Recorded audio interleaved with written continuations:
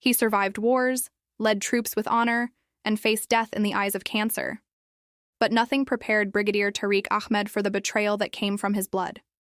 When a trusted nephew and a greedy banker rob him of everything, his daughter, a quiet teacher with no legal background, must rise to become the sword of justice. This is not just a story of fraud.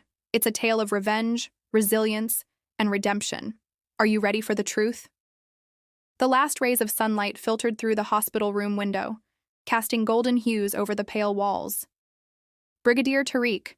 Mahmoud sat silently by his wife's bedside, his once proud shoulders now hunched, bearing the weight of helplessness. After 28 years of a rock-solid marriage, the strength he had shown on countless battlefields deserted him in the sterile quiet of the hospital. His wife Amna, the woman who had stood by him through every hardship, was losing her battle with stage 4 breast cancer. Amna's once vibrant face had grown thin and hollow. Her eyes, still full of wisdom and love, looked up at him with a weary but reassuring smile. She reached out and placed her frail hand over his. Even in pain, she radiated a grace that humbled him. Tariq, you fought wars, faced death more than once, but you never ran. Promise me one more thing, she whispered, her voice barely audible. Anything, Tariq replied, his voice cracking, a tear escaping down his cheek. Take care of Zoya, and trust no one blindly, not even those who call themselves your own. Tariq frowned. Her words sounded more like a warning than a wish. But before he could ask what she meant, she gently closed her eyes and drifted off into a medicated sleep. That was the last coherent conversation they ever had. Amna passed away 3 days later. The funeral was a blur of uniforms, salutes, prayers, and condolences. Their daughter Zoya, a 24-year-old law graduate from Quaid-e-Azam University, stood beside her father like a pillar of quiet strength. She had inherited her mother's calm disposition and her father's resilience. But Tariq saw the silent storm brewing behind her composed face. After the burial, the house that once echoed with laughter now stood mute. Amna had been the glue of their home, hosting, mediating, and loving unconditionally. Without her, both Tariq and Zoya found themselves wandering through a fog of grief. Weeks passed. Tariq returned to his consultancy role at the military think tank, hoping work would numb the ache. But every evening he found himself alone with a cup of tea that Amna used to make. It was during one such evening that Zoya entered his study with an envelope in her hand. Papa, Mama left this with me. She said I should give it to you a few days after her funeral. He opened the envelope and inside was a handwritten letter. My dearest Tariq, if you're reading this, I am gone. But there's something I need you to know. Something I could never say while alive without tearing our family apart. My cancer wasn't the only pain I carried. There was betrayal, one that shook me to my soul. It involves someone you trust more than yourself. Your cousin, caller Naveed. He's been siphoning off your savings and pension investments using forged documents. I discovered it accidentally while accessing some medical funds from our joint account. When I confronted him, he threatened me subtly, reminding me how fragile our situation already was. I didn't want to burden you while you were dealing with my illness, but now you must act. Not just for yourself, but for Zoya. Zoya already knows most of this. She's been quietly investigating. Let her show you what she has found. I'm sorry to leave you with this storm, but you are the only one strong enough to weather it. With all my love, Amna. Tariq sat frozen. A storm of emotions swept over him. Anger, betrayal, sorrow. His cousin Naveed had been like a brother. He had helped raise Zoya when Tariq was posted in conflict zones. To think he had used that trust to orchestrate financial deceit was unthinkable, but when he looked up, Zoya was already one step ahead. I've been gathering documents, statements, screenshots of transactions, and consulting a legal advisor. What Mama discovered was just the tip of the iceberg, Zoya said, placing a folder in front of him. Inside were pages of evidence, unauthorized withdrawals, dummy account names, forged signatures. Tariq's name had been used to guarantee shady property investments in Dubai and Lahore. His life savings, pension, and gratuity funds, all tampered with. I wanted to tell you earlier, Zoya continued, but Mama asked me to wait until after her death. She knew how deeply you trusted him. The betrayal hit Tariq harder than any bullet ever had. All his life, he had faced enemies on the battlefield, but this was betrayal from within his own family. I'll confront him tomorrow, Tariq growled, his military instincts awakening. No, Papa, Zoya said calmly. This isn't a battlefield. It's a courtroom now. We'll beat him not with anger, but with evidence and the law. Tariq looked at his daughter with pride.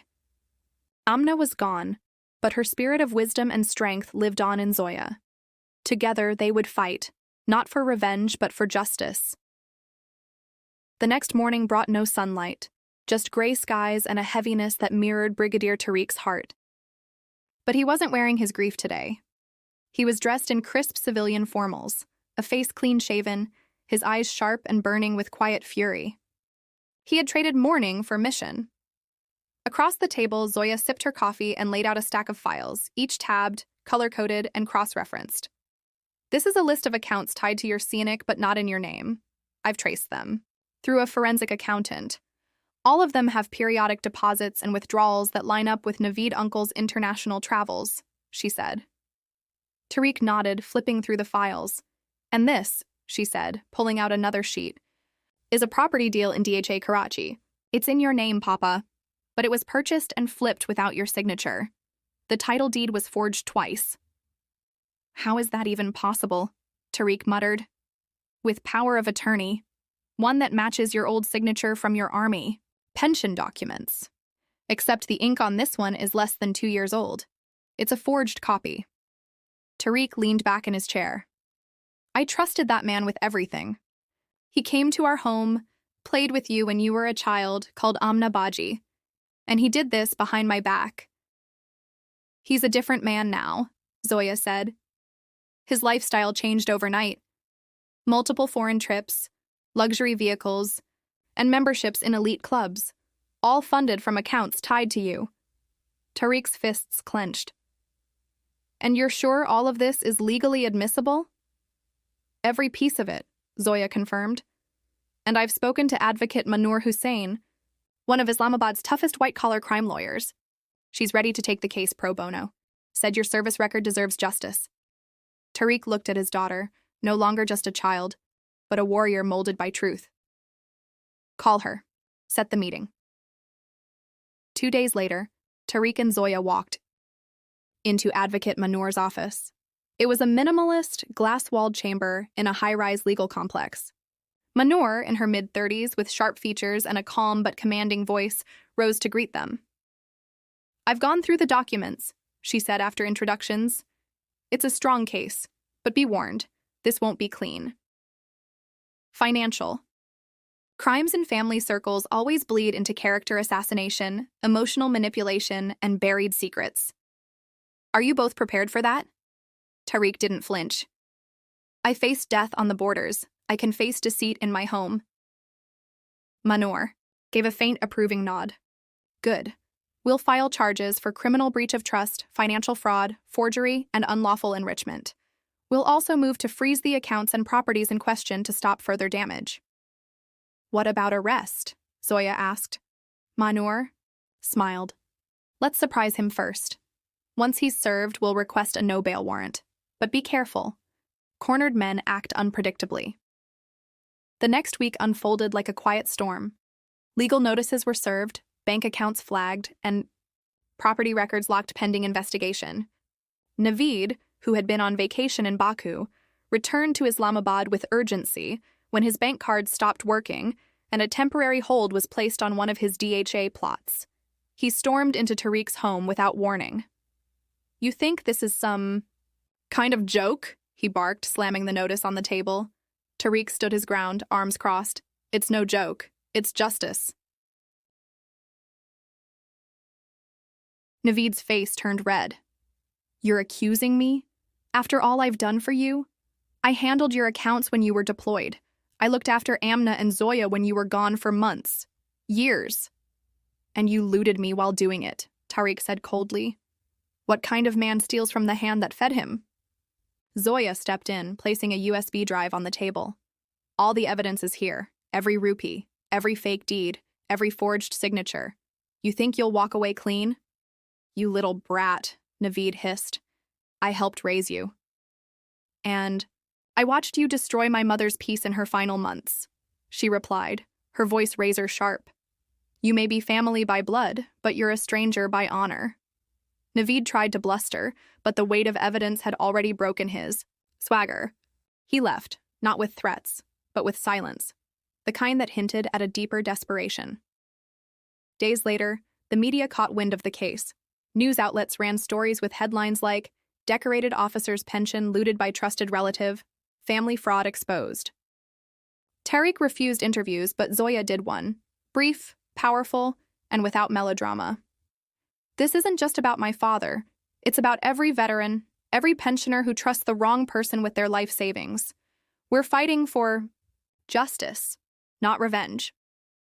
Her words sparked conversations online. Retired officers and civil servants began checking their own financial records. Some even discovered similar betrayals by caretakers and relatives. Behind closed doors, Naveed was panicking. His business partners began to pull away. His name was on an unofficial military blacklist. Legal summons followed. Bail was denied, on the grounds of strong evidence and flight risk. One night, Tariq sat by Amna's old armchair. A faint scent of her favorite jasmine lotion still lingered on the cushion. He whispered, I kept my promise, Amna. Zoya, our daughter, she's stronger than both of us ever imagined. Zoya entered the room quietly and sat beside him. There's still a long way to go. He nodded. But we've won the first battle, and more than justice, we reclaimed our dignity. Outside, the rain began to fall. Soft, steady, cleansing. A storm had passed, but the war for truth wasn't over yet. Naveed paced in his drawing room like a man in a burning house. The news had spread like wildfire. Friends weren't returning calls. Business partners were whispering behind closed doors. He hadn't slept in 3 nights. His bank accounts were frozen. His passport was seized. He was trapped, not in prison, but in public disgrace. His wife, Sabine, sat silently across from him, clutching their son's school fee slip. You always said it was legal, that you had Brigadier Sahab's permission. I did, Naveed snapped. Verbal permission, back when he trusted me. How was I supposed to know he'd turn this into a witch hunt? Sabine stared at him. Did you forge those documents? His silence was louder than a confession. I gave up everything for you, she said, voice cracking. I ignored my instincts when you bought that second plot in Gulberg. When you came home with a new Prado. I told myself, Naveed's smart. He knows what he's doing. But now my child's future is on the line. He slammed his fist on the table. They want to destroy me. But I won't go down alone. At Advocate Manur's office, Zoya was reviewing new witness statements. One of the property dealers had come forward anonymously, confirming that Naveed had used fake power of attorney documents to flip properties under Tariq's name. Manur leaned back. We're getting closer to a watertight conviction. He knows it, too. I wouldn't be surprised if he makes a counterattack. Zoya frowned. Like what? Manur tapped a finger on the table. A smear campaign. Personal secrets, financial traps, fake emotional pleas, be prepared. Zoya nodded. He's already tried guilt-tripping family members. 2 uncles have called my father, asking him to forgive and forget. Manur raised an eyebrow. Typical. But tell Brigadier Sahab this. Justice isn't personal, it's public. If you let a fraudster walk today, he'll scam 10 more tomorrow. Later that night, Tariq received a knock at the door. It was Naveed. Alone, visibly disheveled, with bloodshot eyes and a tremor in his voice. I didn't come to fight, he said. I came to confess. Tariq narrowed his gaze but let him in. Naveed sank into the same sofa where he once shared laughter with Amna. I never planned to take it this far. At first, I just borrowed from your account. A little here, a little there. You were in Balochistan on deployment. You never asked questions. You used my absence as permission, Tariq said coldly. I did, Naveed admitted. Then, when you retired and started grieving Amna, I took over the finances officially. But I had debts, Tariq. Bad ones. From a failed textile investment. In Dubai. They threatened my son, my home. I panicked. And instead of asking for help, you robbed me. Naveed nodded shamefully. I thought I could replace it before you noticed. But I kept falling deeper. And the more I gained, the less I wanted to stop. Tariq stared at him. You came here to confess. But why now? Naveed leaned forward. Because someone else was involved. And if I go down, so will they. Tariq's jaw tensed. Who? Naveed hesitated. Zoya's old fiancé, Bilal. Tariq's breath caught. He was working at the bank where your pension and investments were handled. He tipped me off about your dormant insurance funds, gave me access to systems, got a cut. That's how the forged deeds passed initial verification. Tariq stood up, fists clenched. If you're lying, I'm not. Look in your files. Zoya still has a joint folder with Bilal's name on the old property application. He hid it after they broke up. But it's there. The next day, Zoya was pale with rage. That snake was involved in this? She asked, flipping through her digital records. There it was, a scanned document from 4 years ago. Bilal's e-signature on a real estate application under Tariq's portfolio. Hidden among older documents, but traceable. Tariq looked at her. You need to be strong. This goes deeper than betrayal. It's a network of financial abuse. Zoya's voice shook. He ended our engagement, saying his family didn't approve of my independence. But he was just covering his guilt. Manur wasted no time. We'll add Bilal to the criminal conspiracy list. Zoya, you'll need to give a statement. I will, she said, and I'll make sure he never scams another woman again. Meanwhile, Naveed was negotiating with prosecutors. His deal? A full confession, names of co-conspirators, and recovery of stolen funds, in exchange for reduced sentencing. The state agreed. Bilal was arrested 3 days later at his workplace in Lahore, handcuffed in front of colleagues who once admired him. Zoya watched the footage in silence. Justice doesn't heal the wounds, she said quietly, but it stops the bleeding. Tariq placed a hand on her shoulder.